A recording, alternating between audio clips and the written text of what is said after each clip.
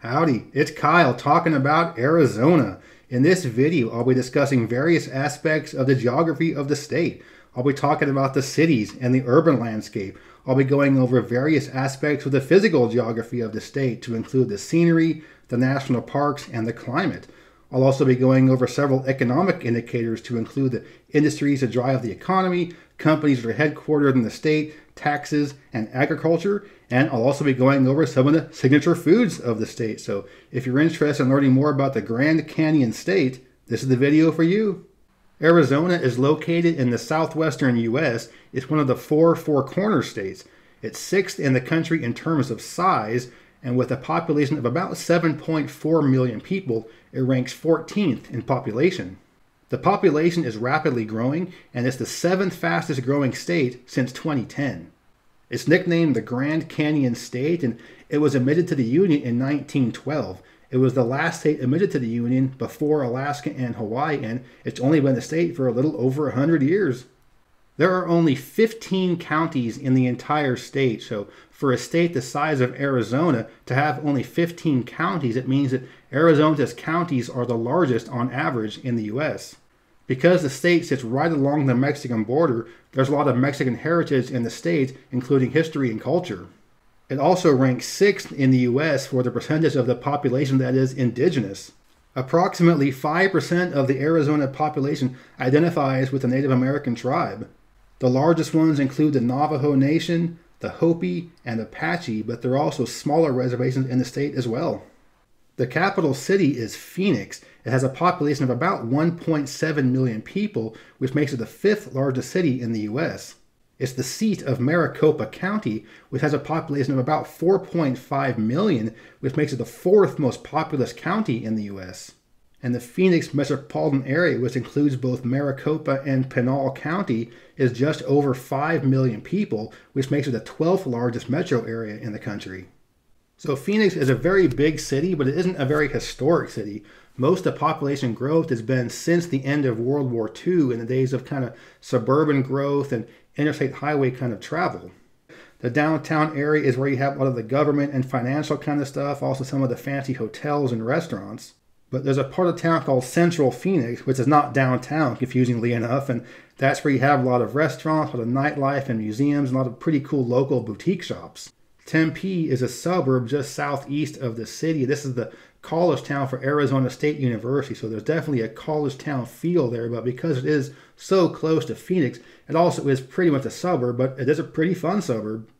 Another pretty well-known suburb is Scottsdale. This is just north of the city. This is your really high-end, upscale luxury suburb.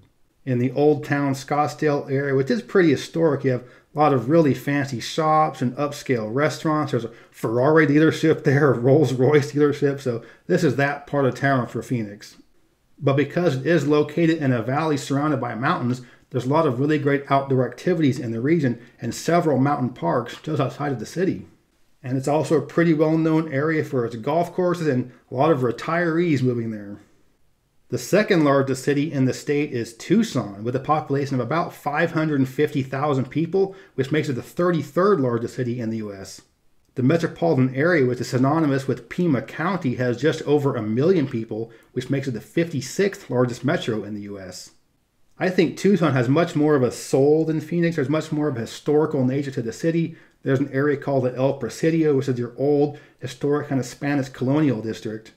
There's also kind of an upscale neighborhood called Armory Park, which is more of your older, well-established historic homes, but they're also very well kept and very expensive. And because Tucson is home to the University of Arizona, there's also a big college town feel there as well. And there's a part of town called Sam Hughes, and this is their university district, a lot of bungalow houses, some pretty cool cafes and bars and restaurants.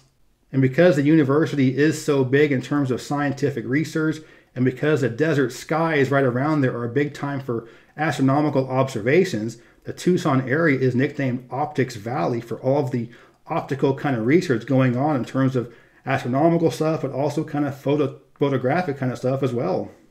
But just like Phoenix, there's a lot of outdoor activities just outside of the city, including Saguaro National Park, but also many other mountain parks as well, and Coronado National Forest is just outside of the city.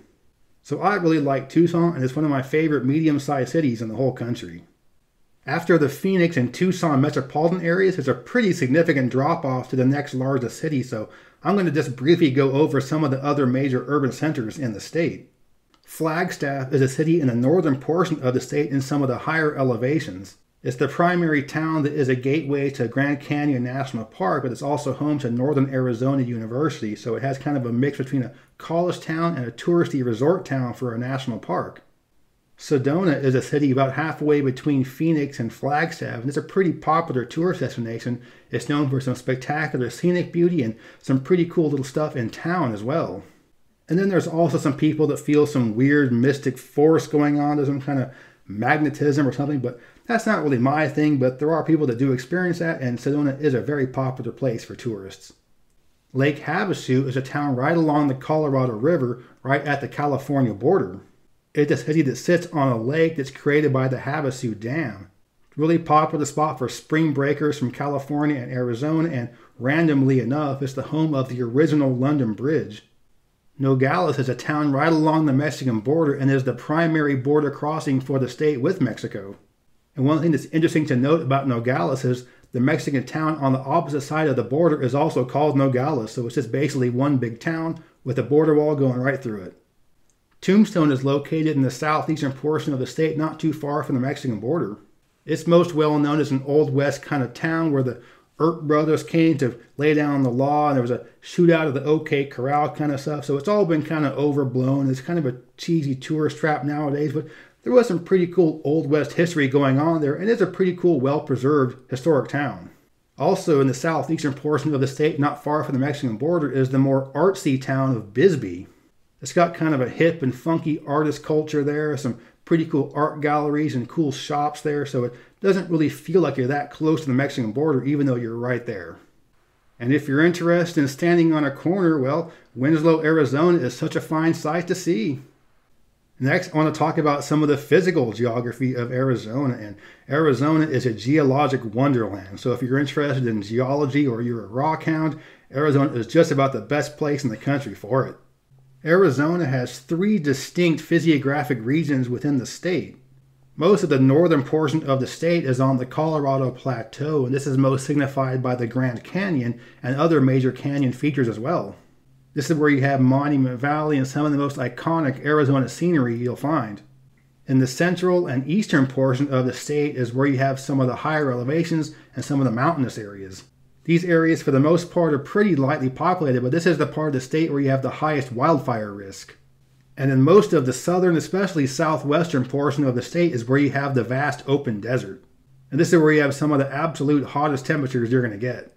However, whether you're in the canyons or the mountains or in the flat desert, it's all desert. So no matter where you are in Arizona, it's very dry, very little precipitation. And surprisingly enough, most of the precipitation actually comes during the summer, during a pretty small monsoon season that you get down there. So this is when you can get some pretty heavy rains that often leads to flash flooding in some of these normally very dry areas.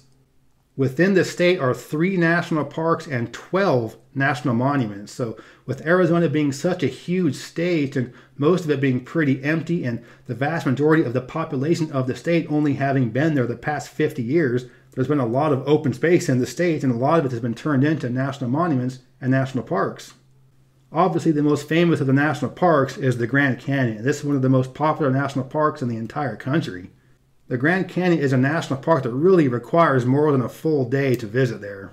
If all you're doing is going to the visitor center, driving the main road through the park, and stopping at some of the turnouts to get pictures, well, you're really missing out on what the Grand Canyon has to offer. You really have to get in there and get down to the bottom of the canyon to really see it all. Petrified Forest National Park is in the northeastern portion of the state, and this is another very highly visited national park. However, really getting to see this park takes quite a bit of an effort because the stuff you can see from the main part of the park just off the road isn't all that terribly exciting. The most interesting portion of the park is the northern edge of the park, which is called the Painted Desert, and these are some really beautiful mountains and some really wonderful hiking and backpacking trails. The third national park is called Saguaro, and this is just outside of Tucson. It's kind of an urban national park. And this protects an open area of desert and these giant saguaro cacti. But it's really easy to visit there if you're just in Tucson or you're driving cross country along I-10. It's a really easy diversion. Vermilion Cliffs in the northernmost portion of the state is most well known for that area called the Wave. I'm sure you've seen plenty of photos of it. Canyon de Chelly National Monument is in the northeastern portion of the state. It preserves a much smaller canyon than the Grand Canyon, but it is still a pretty cool geologic site. Sunset Crater National Monument is a small one not too far from Flagstaff, which preserves an old volcano. So it's a very different scene you're going to see there with some pretty old volcanic rock you can hike along. There's some pretty interesting scenery that you're not going to see in the rest of the state. In that same area near Flagstaff are two national monuments for ancient Pueblo Indian sites. One is called Wupatki, and this is the larger of the two, and it's pretty easy and pretty accessible to see some of these old ancient ruins. The other one is called Walnut Canyon. This is a much smaller site, but I think the stuff to see there is pretty cool, even though there isn't as much of it. There are three different national monuments that preserve vast open areas of desert. One is called Sonoran Desert National Monument. It's just a huge tract of open desert that's just pretty beautiful. I think it's pretty nice, but a lot of folks think it's pretty boring, just kind of flat desert, featureless, but I think it is pretty cool and worth protecting. And the other two were called Ironwood Forest and Organ Pipe Cactus, and these are both other areas that protect large tracts of open desert. Chiricahua National Monument in the southeastern corner of the state is really small, but it's also really unique. Some pretty cool, interesting formations, and you can hike around there. Again, it's a pretty small park, and you can pretty much see it all in the afternoon, but it is definitely worth seeing. So lots of great varied geology within the state, but when most people think of Arizona, they're going to think of hot desert first, and it is pretty much mostly hot desert, but in some of the higher elevations of the state, snow is pretty common. The highest peak in the state is called Humphreys Peak at over 12,600 feet, and there's a ski resort nearby. So it's the hottest and sunniest state in the entire country, so Florida, move over. Arizona's the real sunshine state. So now I want to get into some of the money of Arizona. So I'll be talking about some of the economic indicators of the state. And up until about 20 years ago or so, Arizona wasn't a terribly important state in terms of the economy. It had some mining going on and some ag as well, but it didn't do a whole lot being that it was such a big state. But in the past 20 years, it's really improved its economy. It's diversified quite a bit, and it's a much more important state into the overall national economy. Arizona's GDP is about $375 billion, which ranks it 20th in the U.S. But it's the 14th most populous state in the country. For it to be 14th in population and 20th in GDP, well, that's not really good. So as a result, it's 44th in GDP per capita at about $39,000 per year. And it's also 28th in household income at about $60,000 per year. So the high-tech sector has become a very important part of the Arizona economy. So like I mentioned before, in Tucson, you have the Optics Valley. So the big research associated with the University of Arizona has led to a lot of astronomical stuff, astrophysics, and again, with all the optics and telescope kind of stuff as well. It's also the fourth biggest state in the country in terms of the aerospace industry. So a lot of stuff that has to do with unmanned and experimental aircraft, as well as bomb testing kind of stuff, is pretty big in Arizona, with companies such as Raytheon and General Dynamics being huge players in the aerospace and defense network going on in Arizona. Some of the biggest companies headquartered in the state include PetSmart, Banner Health, Circle K convenience stores, GoDaddy, Hyundai Engineering, Mesa Airlines, First Solar, Leslie's Pool Supplies, Magellan Health, Avnet Electronics, and ON Semiconductors. But some of the more traditional sectors of the Arizona economy are still pretty strong. It's still the #1 state for copper mining, and it's also one of the top states for silver, zinc, and uranium mining as well. And it's huge in terms of tourism. It's one of the most popular states in the country for visitors. It's not just the Grand Canyon, but it's also Sedona and Phoenix and the golf courses and the other national parks and Lake Havasu. There's just so much stuff going on in Arizona. It really is a major spot for tourism and a huge source of the economy for the state. And believe it or not, even with the state being as dry as it is, there is some agriculture going on there. And most of it is in the southwestern portion of the state. So overall, Arizona is third in the country in vegetable production, most of which are kind of your green leafy vegetables. But it's not really big in much else in terms of ag. There is some cotton going on there, and there are some melons, but for the most part, it's pretty much just green leafy vegetables, and overall Arizona is 33rd in ag. And the last category I'm going to discuss is what is by far the most important category, and that's the food. Arizona is home to some pretty cool signature foods. One is called cheese crisps, and what this is basically an open-faced quesadilla. So it's basically a quesadilla without the top, but what it does is it makes the cheese really crispy instead of gooey, and it's really good. Also originating from Arizona is the chimichanga, and let's be honest, this is literally just a deep-fried burrito. But oh man, is it so good. Another signature Arizona food is called piki bread, P-I-K-I. I'm not sure if that's how you pronounce it, but it's a Hopi bread. It's blue cornbread, and it's stone cooked, and it's unleavened.